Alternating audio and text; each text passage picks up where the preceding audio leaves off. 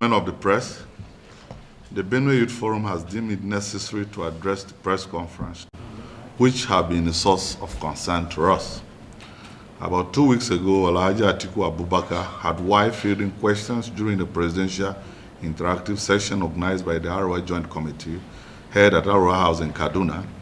said he was very angry with Governor Samuel Ortom for profiling Fulanis as bandits and terrorists because he, Atiku, is also a Fulani person. And just last weekend, the PDP presidential candidate made another terrible, unforced error while claiming to be reacting to last week's killings of over 40 people, including 2 police officers in Beju Kum local government area of Benue State, by terrorists suspected to be Fulani herdsmen. Alhaji Atiku, in a statement on his verified Twitter handle, clandestinely justified the killing of the Benue people in their sleep, claiming that the heinous act was apparently due to what he described as sustained clashes between farmers and herders. That the PDP presidential candidate tagged the dastardly killing of children, women, and the aged in their communities as escalation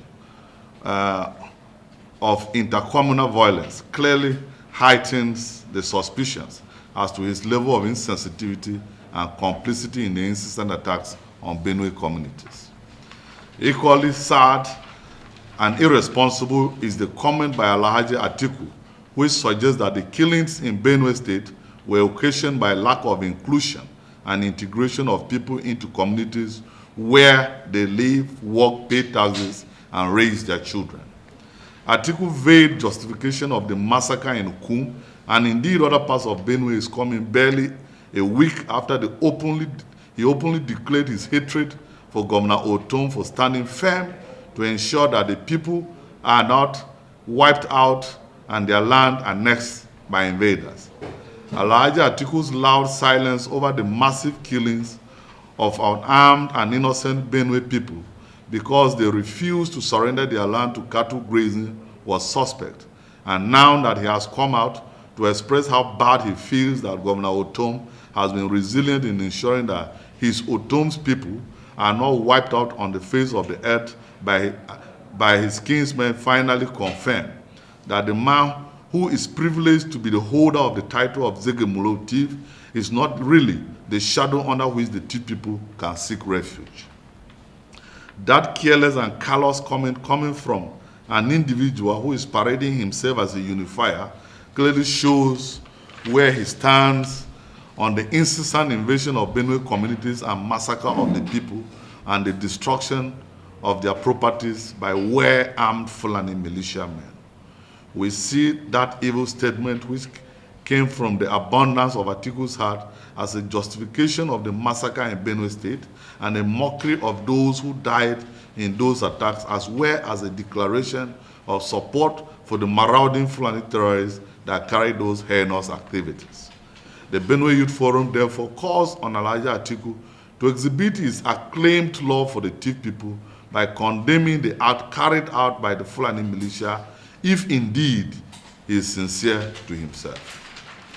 BYF also wants the Thief Traditional Council to monitor Alhaji Atiku's future utterances and outings concerning and relating to the happenings, especially tragedies in Thief land, and consider a review of the title of Zegemulo Thief if he does not amend his ways and live up to expectation. While we call on Atiku to moderate his desperation for power and avoid careless utterances just to attract sympathy, even at the expense of the sanctity of human lives, we demand an immediate and well-published apology from the PDP presidential candidate for the assault on the entire Benue community.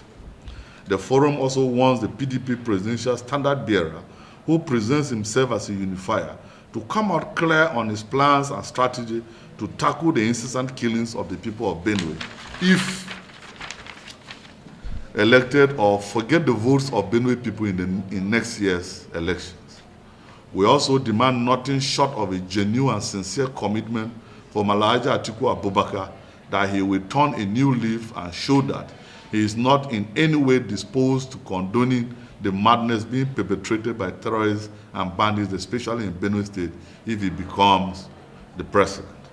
The BYF therefore commends Governor Ortom for the good work he is doing to protect the people and encourage him not to be deterred by the antics of those who do not wish Benue well.